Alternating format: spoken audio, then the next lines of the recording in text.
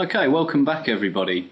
So we're going to get underway with the second session, and we're going to start with Alex talking about some new functionality called previous release interoperability. So we'll switch over to Alex now. Thanks, Ed. Okay, so previous release interoperability. What does this mean? Customers with active subscription and SolidWorks 2012 SP5 can open SolidWorks 2013 parts and assemblies. So good news. Do we have the same control over SolidWorks 2013 parts and assemblies when using SolidWorks 2012?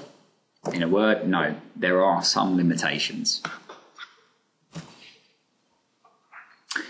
Okay, so when opening a SolidWorks 2013 part in SolidWorks 2012, the feature tree looks like this. So as you can see, we have no feature history. When opening a SolidWorks 2013 assembly in SolidWorks 2012, the feature tree looks like this.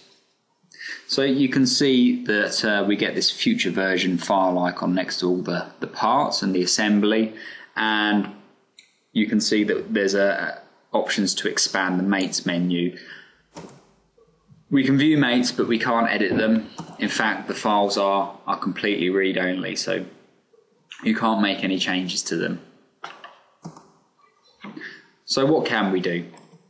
Well, in parts, we can view configurations, we can use the measure tool, we can view mass properties and custom properties, and we can view materials. In assemblies, we can mate the future version SolidWorks component or sub-assembly to other components. We can add a bill of materials that includes future and current version components. We can suppress and unsuppress future version components. We can create a drawing of the assembly that includes both future version and current version components. We can use interference detection when mating future version and current version components. We can mirror and pattern future version components, and we can see and reference default planes and origins of the future version part or sub-assembly. What's not mentioned here is the associativity that you get between the future version and the version that you're working on, which is, of course, very important. Within drawings, you can create drawings of future version SolidWorks parts and assemblies in Service Pack 5 of the previous release. You cannot insert model items, access the feature manager design tree data such as weldment cut lists and weld bead. So some great new functionality there. A lot of people will find this very useful, I think. We'll now switch back to Ed. Okay, thanks Alex. We're going to take a look now at two sections on the user experience improvements. We'll go ahead with me first and we'll talk about a few of those, and then we're going to switch over to Alex for some other ones. So I'm just going to open a component here and we're going to talk a little bit about some sketch improvements. So I'm just going to edit this sketch here.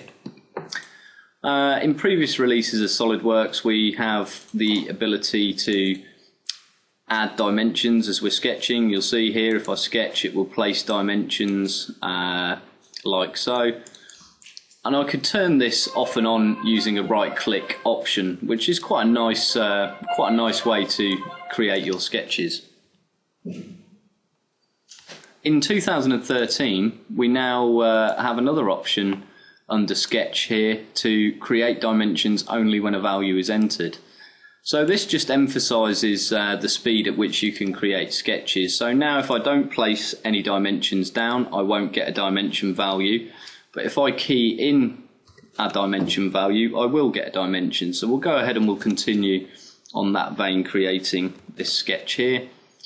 So we'll just come out with an arc there at 2.5. We want to go up at 2. We don't know the dimension as we come across here, but we know that we want to go up at 12. So you can see there that it's just a nice improvement to the way we work in sketches if you do use the numeric input functionality. We'll just finish off this sketch by adding a couple of other dimensions here. Place that one down and we now have our sketch. There's a couple of improvements I want to talk about within the options dialog box as well. So for example here we may want to change the arrows to a filled arrow style. The options page is very comprehensive in terms of the number of options that are available, and it can sometimes be a little bit difficult to track those down. So what's happened now is we've got the addition to search the tools options section, very much like the command search in main SolidWorks. So here I can scroll through all the options that include arrow within them, and I can see here that I want to change my arrowheads to filled. So that is quite a nice piece of functionality. It should make finding things in the options page a lot easier. Speaking of which, if we come back to here, we now also have the ability to enable sounds for SolidWorks events.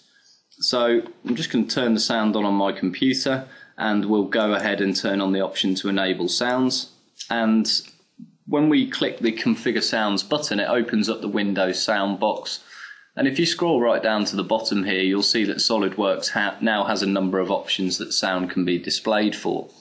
So we'll make sure interference detection here has got a sound assigned to it, and then we'll come out of the options. We'll just finish off this particular component here by revolving it, and then we'll go through to the assembly to take a look at those sounds that we've assigned to interference detection. Okay, so if we come back over to the assembly, we'll just start an interference detection here and calculate. And you can hear there that once the interference detection is complete, we get the sound that we've assigned to that particular action. I can see this being quite useful for things that take a reasonable length of time to do, like meshing in simulation or some other areas like that. So that's quite nice. Okay, one of the other things that's seen a number of improvements in 2013 is the View dialog box. So if you click spacebar, you'll get access to the orientation box, and we can now hover over any of these views and we get a live thumbnail preview of the model in that orientation. So it just makes navigating around the model a little bit easier. We've also now got the ability to retain save views across multiple sessions of SolidWorks. So if I create a new view that I'm going to call off ISO, I can say OK. It's obviously saved within this file, but I can also choose to save that view to SolidWorks. So it may be a particular view that I create in all the model files that I create. So I can save that. It's now stored with SolidWorks. So if I open that particular file and hit the spacebar and go to my save views, I can see I've now got off ISO saved for me to use again. So we'll just switch back to our main assembly and we'll talk about another improvement, which again is to do with views, and that's something called the view cube here. So if I turn the view cube on, we can see that if this option is enabled, we now get a cube overlaid over the top of our model. And this allows us to very quickly pick certain areas of the design that we maybe want to look at. So you'll see here I can access numbers of different views that I might not have been able to access before with previous releases of SolidWorks. And it does streamline the whole process of actually getting to where you want to go that a little bit faster. One of the other things I want to point out, if you hold down Control and the spacebar, it will just bring up the view cube without the orientation dialog box. So you'll see here that is quite a nice piece of new functionality there. Okay, so we're going to switch over to Alex now, and he's going to run us through the second part of the user experience enhancements.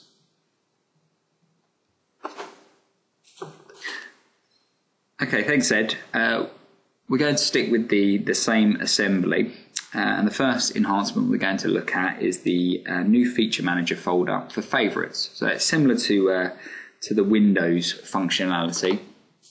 And if we just go to it, it's located at the top of the tree. It just allows you to place common parts, sketches, features that you might access on a regular basis into that favorites bar, just reducing the need to scroll through the tree so much. Now what we're going to do here is just open up the part from the favorites folder, and there it is there. Okay, now if we want to create a favorites folder, it's very easy to do. We can just select what we want to add into our favorites folder, right click, and select Add to Favorites from the right mouse button menu. You can see then at the top of the tree, the Favorites folder is generated with the appropriate sketches, features or parts in there. Okay, now when you construct a complex part, sometimes navigating through the tree can be complex, particularly when you have sketches shared by multiple features. It can be difficult to get an understanding of exactly how that part was constructed. We now have a new tool to help with that. If we right click on the part at the top level, we can go to Tree Display and select Show Flat Tree View. Now what this does is it unabsorbs all the sketches from the features and shows the sketches and features in the exact order that they were created. Now from here what I'm going to do is take this pocket sketch and just extrude that. So we'll come in, we'll go to Extrude command, we'll select the two contours that we want to select, and using the right mouse button we'll access our end conditions and we'll go up to surface in two directions.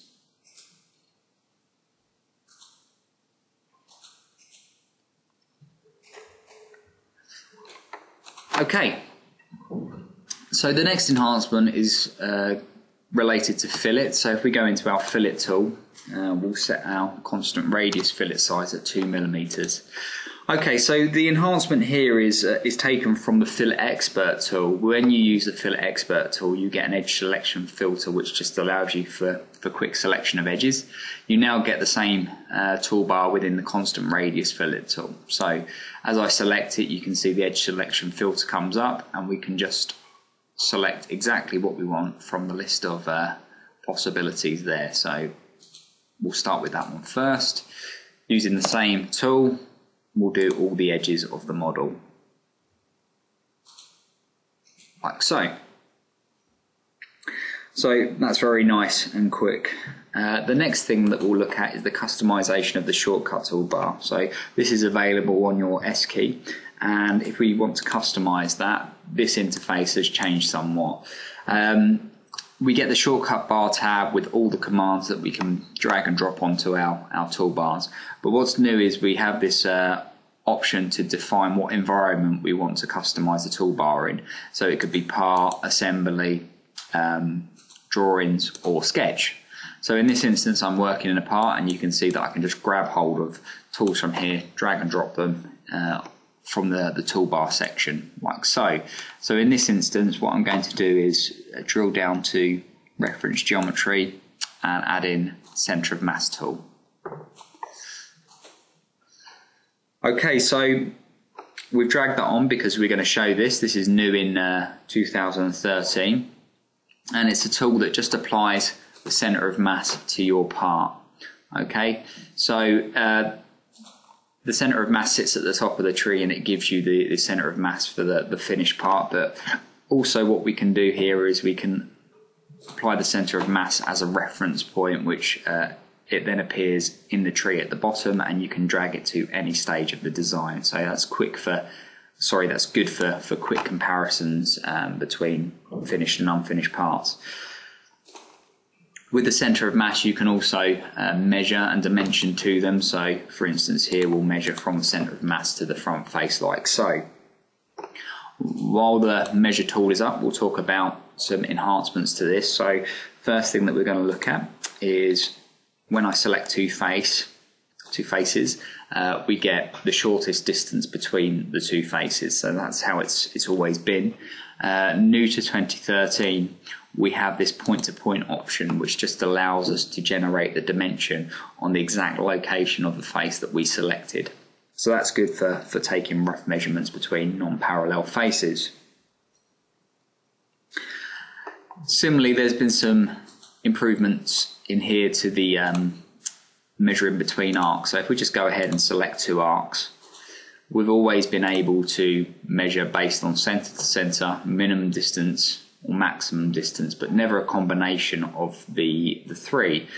You can see now we have an additional custom distance box, and we can select any combination of those, like so. So that's very nice.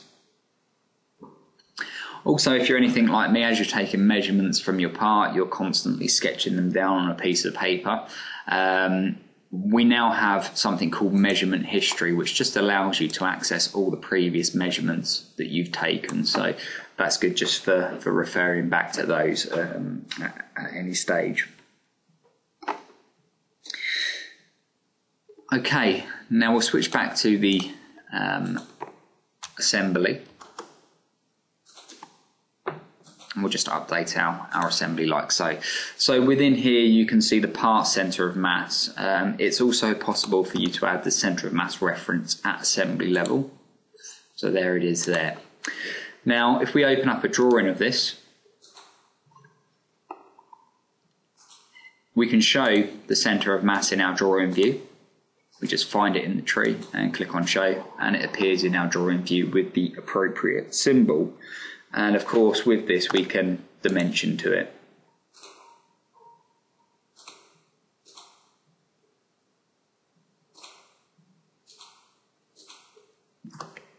So all in all, some great enhancements there. We'll now switch back to Ed. Okay, thanks very much, Alex. We're going to take a look at some improvements now at assembly level. So we'll just start SolidWorks and we'll take a look. Before I switch to the assembly we've got open, we've had some improvements within the open dialog box which are quite nice. So we've got a large folder here with around 300 parts in it, and it can sometimes be quite difficult to navigate through these large folder structures. We have had the ability for some time to sort of apply some filters here in the bottom right hand corner, but we now have the ability to use these quick filters. So I can click on any of these and it will filter for, this first one is parts, assemblies, or also drawings. So very quickly we can navigate through our larger folder structures to actually get to the area that we want to get to. We can also do combinations of these as well, so this is currently set to drawings and assemblies. My favourite one within here though is the ability to filter for top level assemblies. So this is something that can be quite difficult. So here the system is actually just going to interrogate the references, find the top level of references, and then display that as the top level assembly.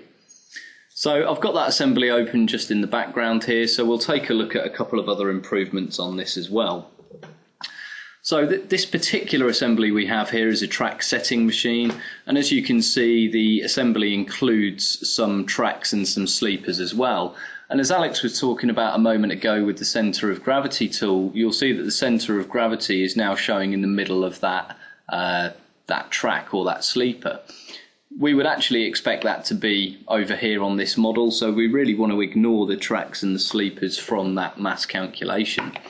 If we go up to the mass properties, you'll see the weight of this current assembly is quite heavy at just over 6,000 kilograms. So one thing that's seen a level of improvement is something called envelopes. We can now take things like this, which we've put in as reference geometry, access their properties and turn those into an envelope. So if we do that like so, you'll see the visual display of that subassembly, as it is in this particular case, displays in the default envelope colour. But also you'll notice that the centre of mass has now moved. It's effectively ignoring what we've defined as an envelope. And if we have a look at the mass properties for this as well, you'll see it's now more realistic in terms of the assembly that we're designing. If we take a look through at drawing level, you'll see when we enable an envelope, it's ignored by the drawing view and also excluded from the bill of materials. If we want to enable it in the drawing view, we can just access the properties and toggle on show envelopes, which will bring that back into the drawing view. It's still not included in the bill of materials though. You'll see that this envelope, they're shown in the phantom line style. Again, that's an option that you can configure within the tools options. So we'll switch back to the assembly and we'll take a look at some other improvements here. So one thing that I want to show you is I want to delete a couple of components from a sub-assembly here. In previous releases of SolidWorks, this would have been a bit of a chore. We would have had to open the sub-assembly to delete them.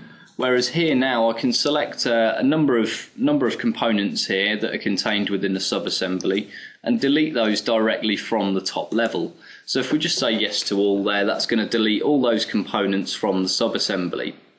So this is a really nice improvement actually, and should speed up people's workflows. Hopefully, it's certainly something that I do a lot and get quite frustrated when it deletes the sub-assembly. So hopefully you guys will see some benefits there as well. Another improvement that we've seen is we can now right click on any particular component and select a sub-assembly. So here it will show me the hierarchy that's included for the sub-assemblies there. I can select one of those and then obviously use the quick access toolbar there just to open that assembly. So that's quite a nice way of navigating around your models there. So with this assembly open, there's another improvement that I want to show you, and that's regarding inserting components. So we'll just open the dialog box here and just browse to our folder.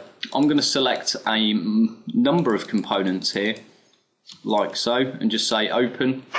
Once I have a number of components in the open dialog box, the system now allows us to position those sequentially, so one after another, and we're just using some smart mates here just to position those into our assembly. So you can see the inclusion of this just allows us to position multiple components very quickly. So quite a nice improvement there. Another improvement that we've seen is sort of a limitation that's been lifted off replace components. So if we go to replace components, we can now replace components with components of the same name. They do need to exist in another folder because obviously if they existed in the same one they just override the existing one, but we can now do that. We'll just ignore the mate entities here. So again, just another limitation that's been lifted which should make everybody's life a little bit easier. And one of the other things I want to talk about is external references. So you'll see this particular file has a number of external references contained within it. Historically, we would have to list external references for each individual component to have the ability to break those. In this particular release of SolidWorks, what we can now do is actually select the top level assembly here and list all the external references. It will show those to us and we can choose to break or lock at this point as well. So that should speed up the whole process. Another option that we've had included here is the ability to replace broken sketch relations with fixed relations. So, you know, that's quite a nice one if you are dealing with the external relations. Okay, we'll switch back to the main top level now, and we'll take a look at another improvement. Okay, so now we're back at the top level. I want to talk a little bit about folders, so I'll just collapse this here. We now have the ability to create folders within our assemblies. We have had this functionality for a little while, but we can now create folders for non-sequential items. So if I right click here and add these items to a new folder, we may call these design items or something like so. We can do that very quickly. What I can also do now is create subfolders as well. So maybe we want to categorize these particular components as routing parts, so we can do that really quickly. So, you know, some quite nice improvements to the way we can work in assemblies with 2013. Okay, we'll switch back to Alex now, who's going to look at some SpeedPak improvements. SpeedPak was introduced in SolidWorks 2009. It is a way of improving performance when working with large assemblies. Essentially, it works by only loading in model faces or body views for constraining the top level assemblies. All other geometry is loaded as graphical data only. So we have an assembly open here which contains some SpeedPak sub-assemblies, and we have two warning signs next to a couple of the sub-assemblies here, and if we ask what's wrong, you can see that the SpeedPak is out of date, hence the sub-assembly has been changed but the SpeedPak hasn't been updated. Now in previous releases what we would have had to do here would have been to open those sub-assemblies, access the SpeedPak configuration of those and then update that. it can now all be done from the top level. We have this update SpeedPak command here, or alternatively you can select your components in the tree, right click and go to update SpeedPak from there within your SpeedPak options. You can see that it rebuilds the SpeedPak configuration and is then up to date. We also have some really good functionality with creating SpeedPaks now. What we want to do is create a SpeedPak between the two highlighted assemblies that you see on the screen. Now, in previous versions, we would have had to work out perhaps what faces were used for constraining those to each other and then choose to include those in the SpeedPak. Now we can right click on those sub-assemblies, go to SpeedPak options and create a mated SpeedPak, and that will just include all of the faces used for reference geometry automatically. We also have the ability to create a purely graphical SpeedPak, so that excludes all faces and everything becomes graphical data. There have been some additional options added to the SpeedPak circle. SpeedPak circle just allows us to dynamically view what faces or bodies have been loaded into memory. In the options, if we go to display selection, you'll find that you can now turn that display SpeedPak graphic circle off. And you can see it turns off and you can rotate the model without that circle being there. You can also toggle this on and off using the Alt-S keyboard shortcut. Now the last enhancement we're going to look at with SpeedPaks is relates to drawings. So we have this SpeedPak assembly here, and when this was created, the user decided to keep all bodies. Now, performance-wise, this is the equivalent of saving an assembly as a part. Now, if we have a look at the drawing of this, you can see that we have a section view here. We now have some additional support for displaying SpeedPak bodies, so you can see as I turn that on, all the hatching becomes clear, and you'll also see some improvements with regard to annotations as well. Okay, that brings us to the end of the SpeedPak example. We'll switch back to Ed. Okay, thanks Alex. We're going to take a look now at some simulation improvements.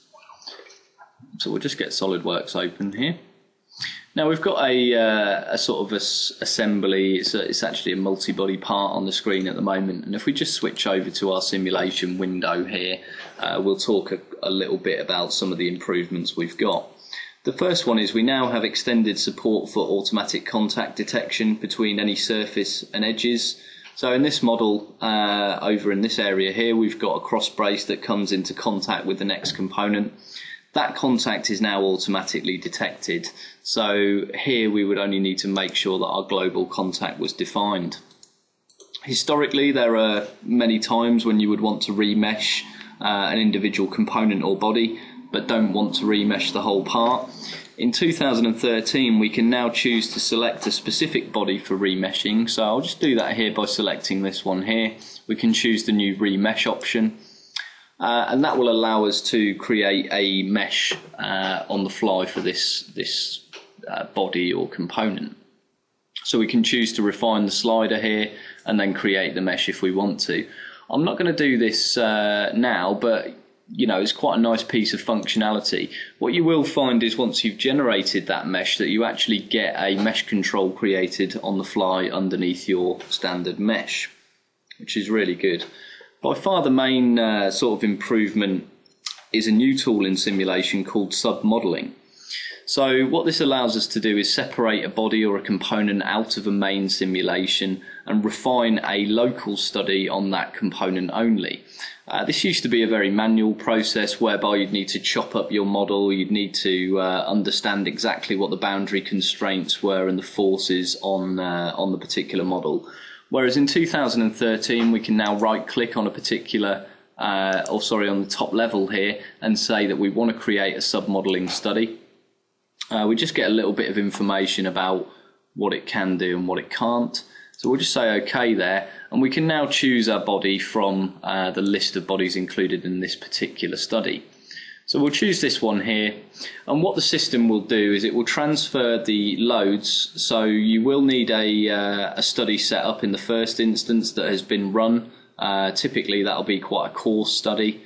It will then take the boundary constraints from that study and any loads and transfer them through into the simulation submodel. This just gives us a nice ability now to refine maybe the mesh on this particular component.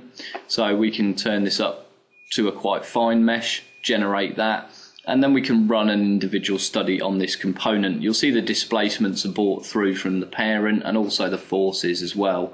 So if we run this sub-modelling study here, you'll see this one solves reasonably quickly. We can get some really nice results from it.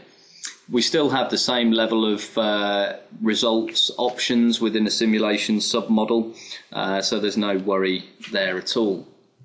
So quite a nice piece of functionality for 2013. I'm just going to switch back to the PowerPoint now and talk a little bit about some of the other improvements we've seen to simulation as a product suite.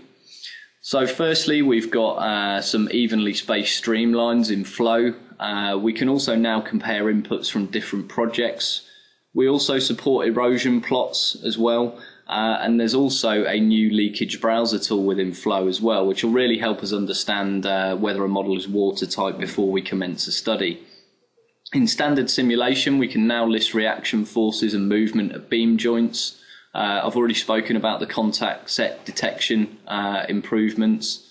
We've now also got the ability to select multiples of beams or solids through the bodies window. So the next two really relate to functionality that exists in SolidWorks being brought more in line in simulation. So that does include that user interface improvement there as well. Finally, we can also display factor of safety plots for individual components as well. So you can get some really nice graphics to display those kind of things in simulation.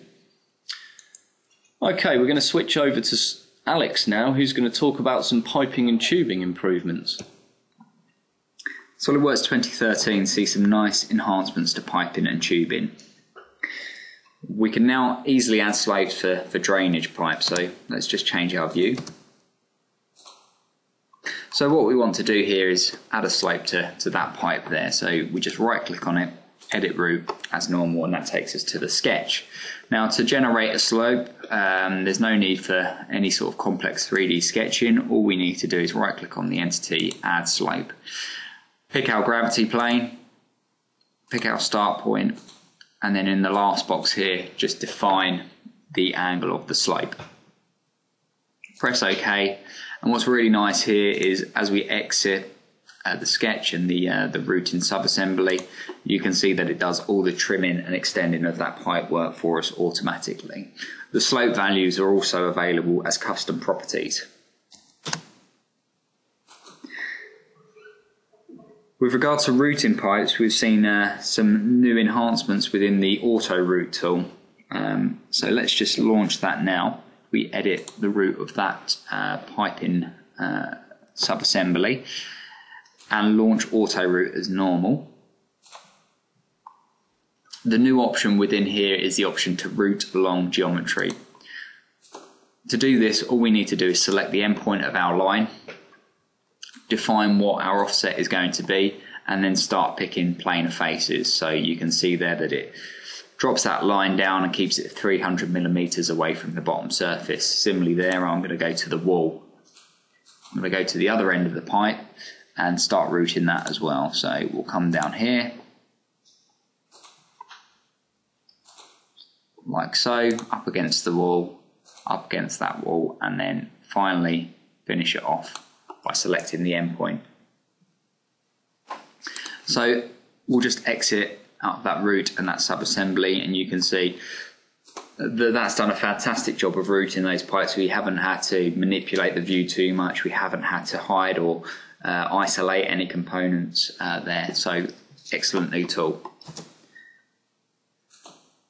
We've seen some improvement made to tubing. The main one, I guess, is the fact that we now support PNID files for tube routes.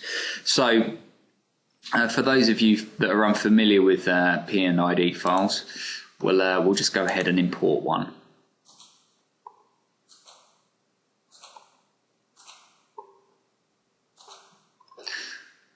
Okay, so within the PNID file, damn. Wrong one. No, it's the right one. I'm getting that weird graphics display again. Oh yeah.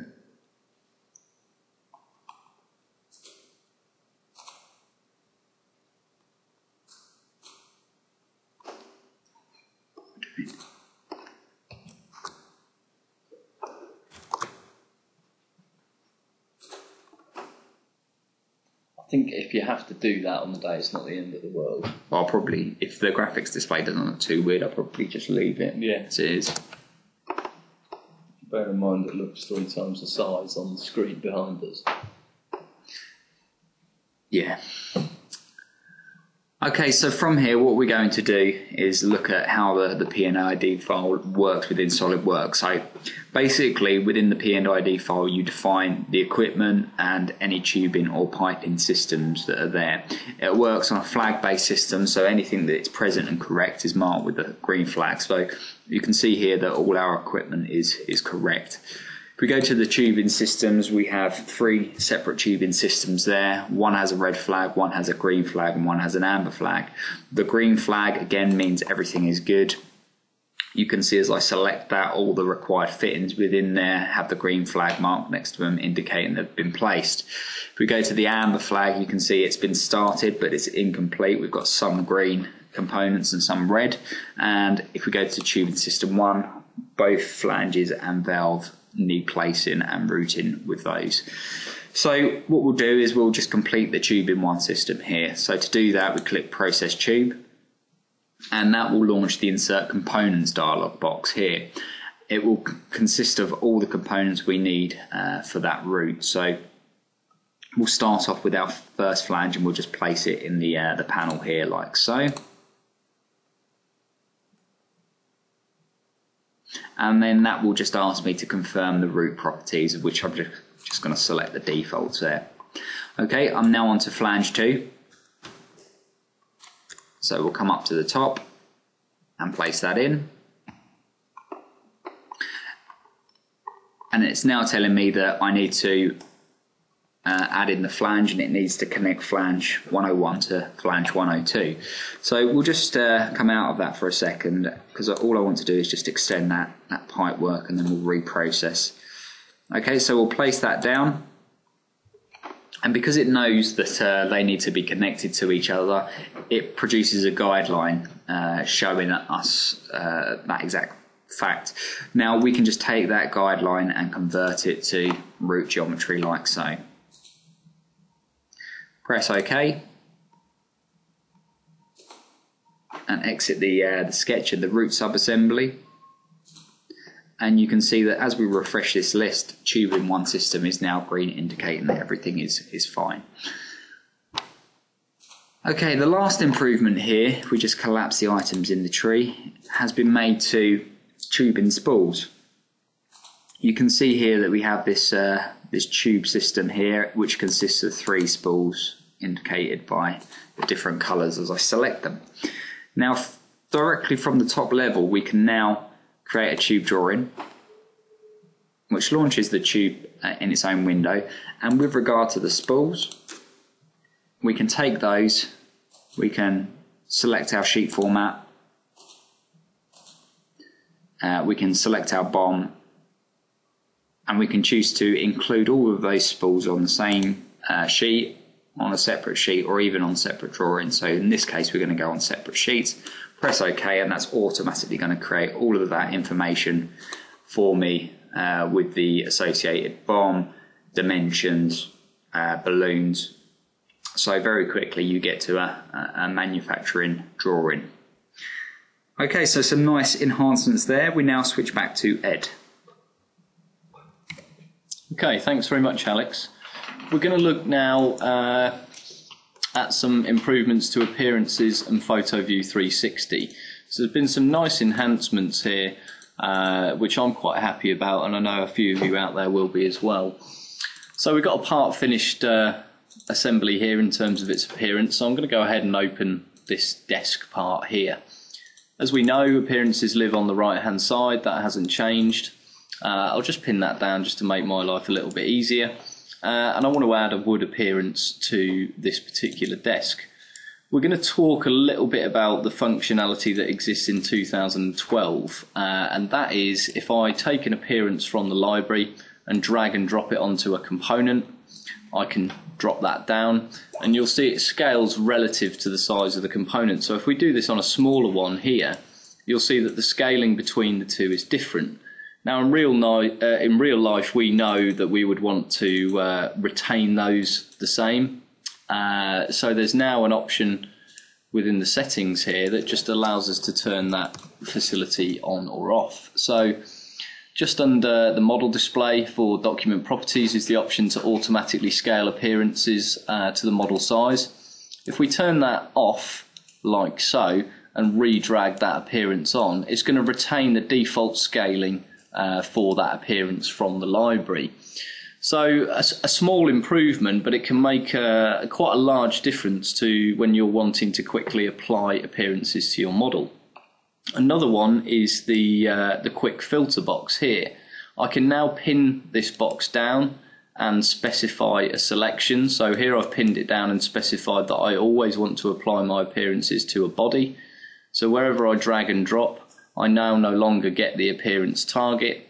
I just get the ability to position it on what is the default selection. Another sort of speed improvement here is the ability to select a component with an appearance applied and copy it and then paste it onto another item. So here you'll see I can very quickly just keep selecting things and pasting the appearance onto other items. I'm just going to dismiss that appearance box and we'll return through to assembly level.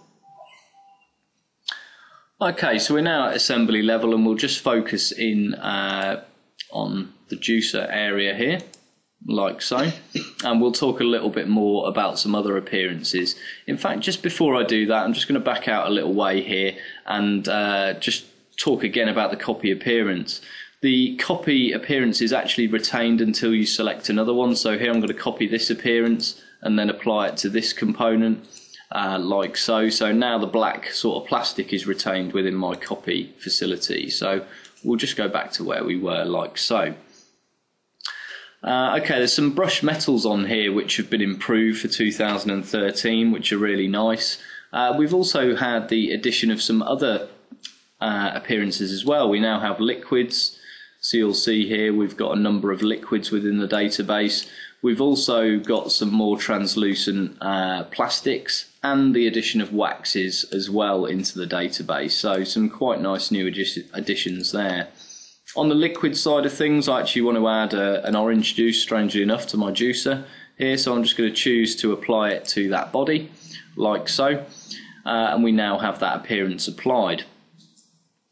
Another thing that is quite a large sort of improvement for a lot of people is the ability now to download assets from the Luxology website. Luxology are the people who do the development for the underlying technology that PhotoView 360 uses, and their users tend to create some nice weird and wonderful appearances which they choose to share with the community. Through the SolidWorks customer portal we can now access those materials. So I've got a couple downloaded here on my system. I've just specified a particular folder and added it to my library. So I can go into that folder and view those Luxology appearances. So if we just scroll down here, I've actually got an orange skin which I want to drag and drop onto that face, like so. You get a little message here about it looking different in the graphics area to the rendered window. We'll talk about that now. So it will not appear with its correct appearance at this level. It's only when you enable the preview or the final render window that you will actually see the differences or the impact of those appearances. So we'll just let the preview window generate here and then we'll zoom in a little bit closer just to see the full impact that these appearances can make. So if we zoom right in here, you'll see the level of detail in the appearances can be quite over and above what we can achieve in PhotoView 360. So for things like this that are quite out of the ordinary, it's really nice to have that facility. So we'll just return to our main view state here, like so, and we'll talk a little bit about the final render window, which has also seen some improvements. So we'll start that up now, and then we'll talk a little bit about it. One of the things that we have for 2013 now is the ability to support network rendering.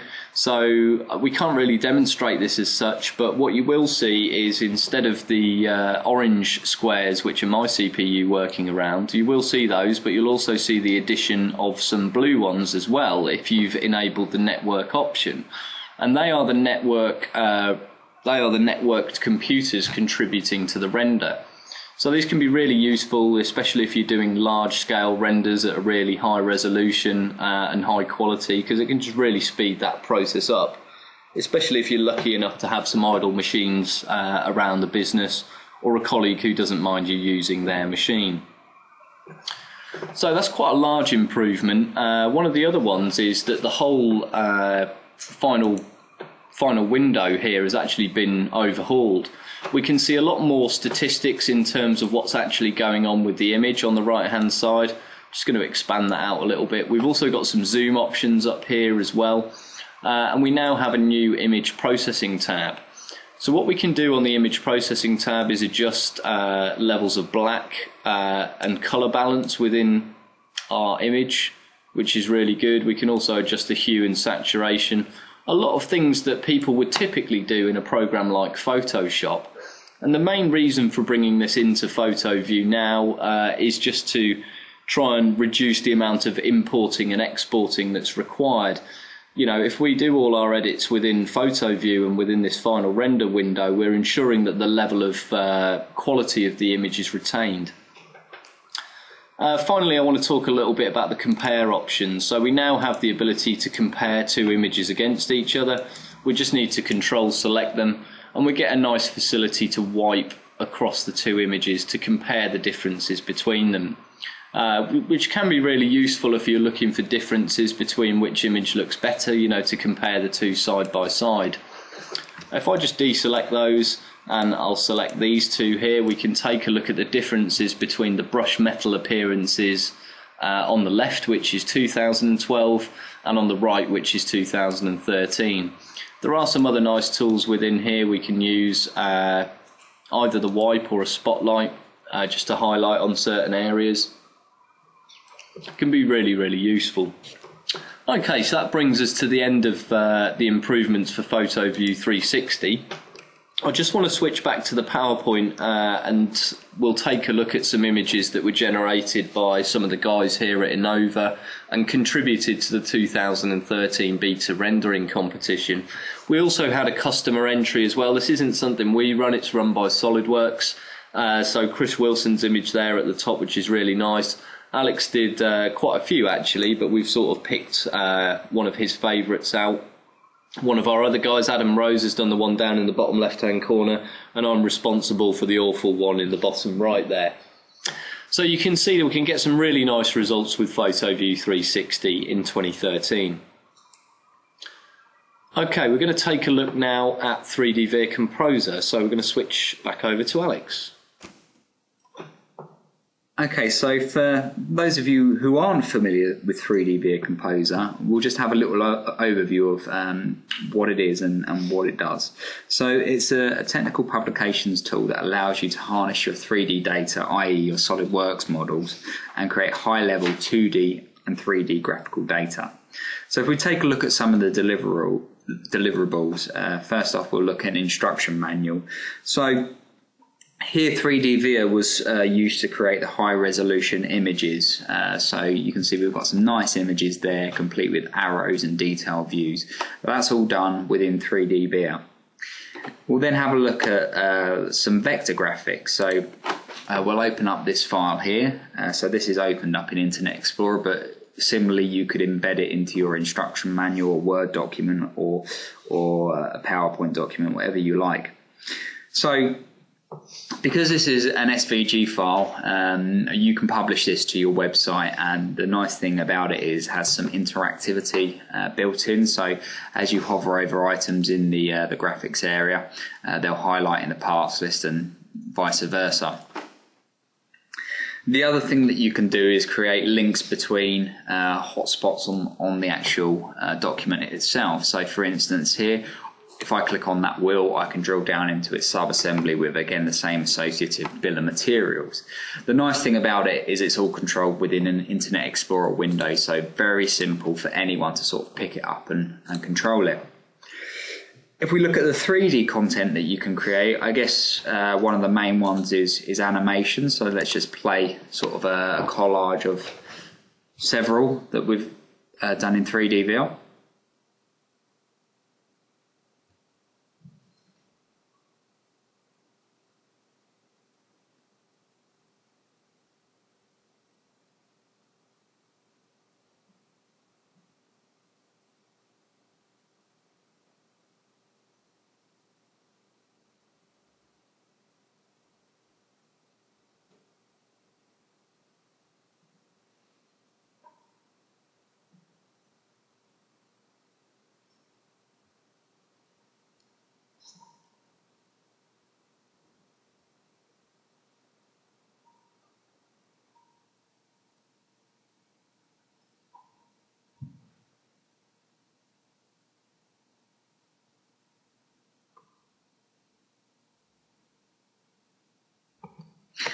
Okay, so some really nice animations that we've seen there. Of course, animations you can't interact with, so the last thing that we'll look at is the 3D Via player. So the 3D Via player again can be embedded onto your website or within a document as such, and it gives similar functionality to an animation, i.e. you can play one in here, but you also have the ability to interact with the model and various buttons on the screen. So first off, you can see that I can zoom, pan, rotate as you would expect. But also on here, what I have is some buttons down the left-hand side which allow me to view the chair, in this case, in different colours.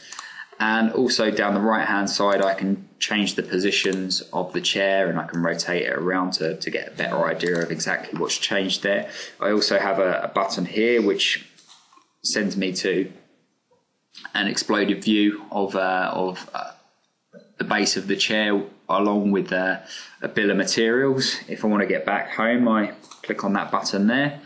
And also there's a play button down the bottom left hand side here, which I can click, and that takes me to a service procedure.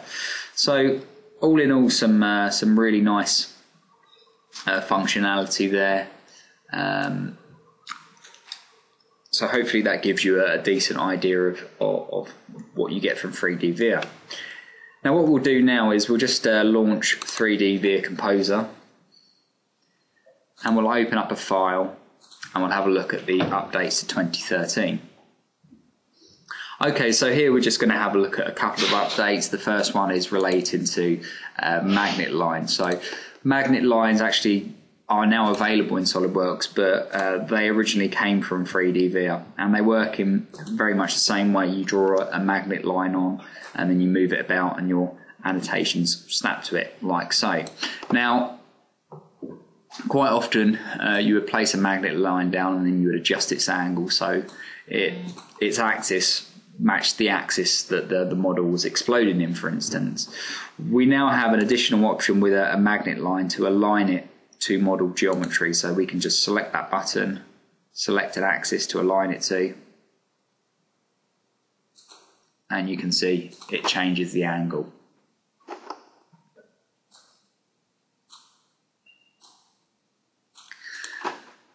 Another nice improvement to 3D Via has been the addition of the image library, which is available down the right hand side here.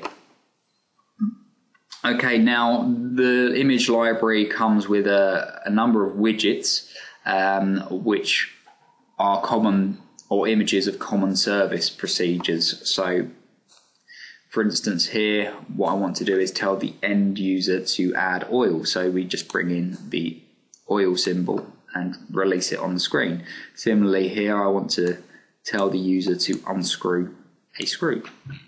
So we'll drop that in, we'll take both of those widgets and we'll add a leader to them, and then we'll lastly constrain them to model geometry.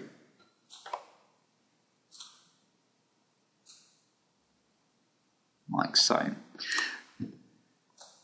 Within this section you can also add your own images as well. So if we drill down into here, we've got our company logo. So this can be a shared location, it doesn't have to be local to the user's machine. And that just ensures that you get a nice consistency of images that are being used within let's say a multi-user environment. So here I'm just going to drag in this company logo, and I'm just going to increase the size of it like so. Okay, so some nice new enhancements there. We'll now switch back to Ed. Thanks, Alex.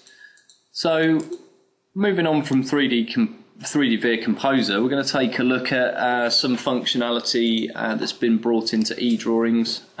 We would take a look at the iPad viewer, but we actually can't do that with the facilities we've got available at the moment, so you will need to have a look at some YouTube videos for that kind of thing. Okay, so if we come over to eDrawings first and foremost, we've always had the ability to create markups within eDrawings, which are a really nice piece of functionality to communicate within design departments or between suppliers and customers. So you'll see here that we can navigate between those two comments very, very easily. What we've seen in 2013 is the addition of support for eDrawings markups within SolidWorks drawings. So it used to be that you would have to communicate via eDrawings files themselves, but in this way what we can do is open up a SolidWorks drawing in eDrawings, make a comment to that drawing, and then communicate it back to the designer or whoever's drafted the product, and they can actually open those markups over the top of their SolidWorks drawings. We still have the ability to zoom within here to actually access those markups, or obviously go back to the main view. We also have a facility to actually insert those markups as well. So if the markups are sent individually and not stored with the files, we can open those up within our engineering drawing here in SolidWorks and actually view those over the top of our drawing. As I say, we can hide these, so we're just going to hide those eDrawings markups or show those as and when we require. One of the other improvements to drawings which we haven't spoken about is the support for revision boxes within SolidWorks now. So we can now create revision clouds, be them freehand, or whatever else we want to create them as. So we can just very easily sort of create a revision cloud around a number of different items. So quite a nice facility there for us to have. Okay, so as I said, we can't really view the iPad viewer in what we're doing here at the moment, but do be aware that there are some videos on YouTube for those as well, and those of you who are actually at the customer day will have been able to see that live as well. Okay, so we're going to switch over to Alex now to view some functionality called the CAD Admin Dashboard. Managing a group of CAD computers involves many challenges, ensuring everyone is running the correct version. Are they using the company drawing standards, or do their machines have adequate performance to get the jobs done? To help out with maintaining a group of SolidWorks machines, we have made available a CAD Administrator's Dashboard on the customer portal. The dashboard provides a summary overview of setting modifications, machine information, performance, and session history of all the SolidWorks users in the company. You can quickly identify machines that are having performance issues or that are not running current drivers, or even how much downtime a user is having on a certain machine. You can customize when alert flags are shown based on the conditions that are important to you. The system options lists all the SolidWorks settings on each machine that are different to a designated baseline machine, so you can drill down with great detail, and this greatly assists in ensuring everyone is following the company best practices and using the appropriate templates. Machine details provide both hardware and driver information for all machine. Unsupported drivers and low memory are clearly highlighted so issues can be spotted with a glance. Machines can be ranked based on any category as well. The RX benchmark provides visual feedback on machine performance. The average SolidWorks benchmark is shown for comparison to your machines, and you can filter the graph to view just graphics or CPU performance. You can now avoid argument over who most needs the next hardware upgrade. The session details lists information on how frequently SolidWorks has been run and how the application was closed. Having this information in one place with machine details and system settings can help identify the cause of problems. The CAD Administrator's Dashboard will be a great tool to aid you in the smooth running of your design office. Okay, thanks very much, Alex. So we've seen some great functionality today, I hope you'll agree. I'm just going to summarise a few bits of functionality that we weren't able to show you in the main sessions here. So the first one is the part reviewer. It's something that was brought in last year. It's now listed as an add-in in 2013, and it gives you the ability to review an annotated view of your part for training new staff or trying to teach people how you've actually built up that part, or even annotating certain bits of it for somebody to review. We've also seen some performance improvements behind the scenes. So there's been some work done on surface mapping, which was lagging behind some of the other sort of box and texture mapping that we had. So that's now been improved. The real view response times have also been improved as well. A nice one here, drawings now support multi-core processors, so you will find that multiple drawing views will rebuild on multiple processors if you are running a quad-core processor, for example. There's also been some work in terms of performance increasing on configurations, so you should now see some faster switching time between those, especially large configurations. What they've done there really is leverage the technology from feature freeze, which we saw last year. So when you are switching configurations, what you will only see is rebuilds to model geometry that has actually changed across configurations. There's a new option for push installations and uninstallations within the admin images, which is quite nice. So for those of you who use admin images to deploy SolidWorks in your businesses, it's worth taking a look at that. Enterprise PDM as a product has seen a number of enhancements as well. The first one there is a user property update. So just on the right hand side there, you'll see that each user can now contain a photo, contact information. There's also some communicator systems if you're using the right Microsoft technology. So that's quite a nice improvement there. The paste and reference or paste as reference functionality now includes the ability to support quantities. We can now also have version-free variables. So things like cost can be updated without creating an additional version. There's been some improvements to the workflow editor and user interface enhancements. The whole workflow pane is a lot more streamlined and a little bit easier to read.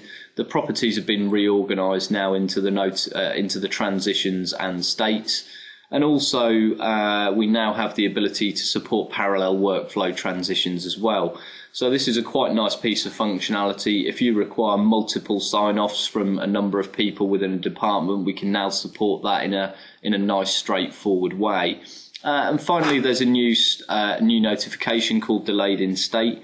So if a document has sat in a state for a little while, maybe it's waiting for approval, the system can now automatically send people notifications to say it's been delayed for a number of days. Okay, so we're just going to deal with some questions that we often get asked here. So the first one is, when is 2013 available? According to the information that I have, it should be available for download next week. When will I get my discs? So we as Innova Systems should be posting those out in early December. We tend to receive them towards the end of November, so we should be able to get those out to you before Christmas. Am I entitled to an upgrade? You are, as long as you're on active subscription. Another question is, when should I install 2013? You can install it straight away. So you can download it, install it straight away, but the majority of people tend to wait for SP1 or SP2. Does 2013 2013 install on Windows XP. Unfortunately, it doesn't. 2012 was the last release to support an installation on XP, so you will need either Windows Vista or Windows 7 to run 2013. There is a question about, can I view this content again? The answer is obviously yes, because you're watching it now, but it will be, all the content from all the sessions should be available on our website. Thank you very much for watching.